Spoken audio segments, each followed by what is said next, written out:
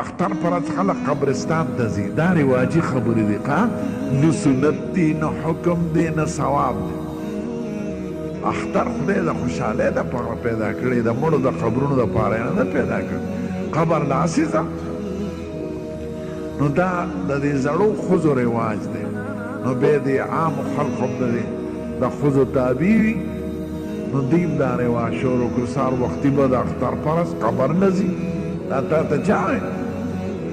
دا کوم حکم دی قبر خو خلق ټیک ده زیارت قشي دی خو د اختر ورځ ولې مقرره هسې لاړ شه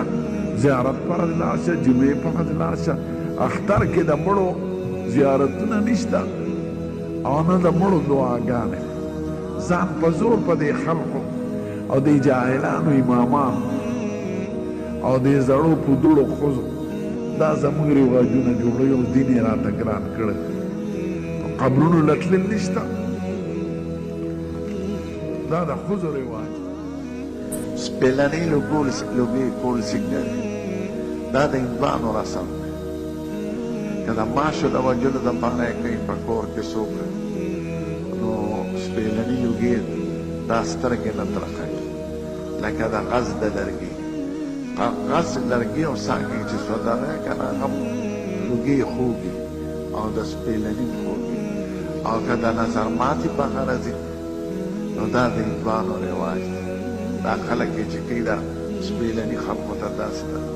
دا هندوان کوي هندوان ډېر وهمي قوم دی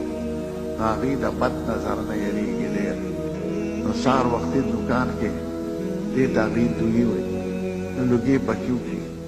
چې نظر ماتې وشي نو د نظر ماتو په غرض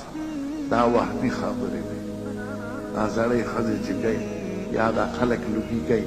دا د هندوانو رواج دی پام کوه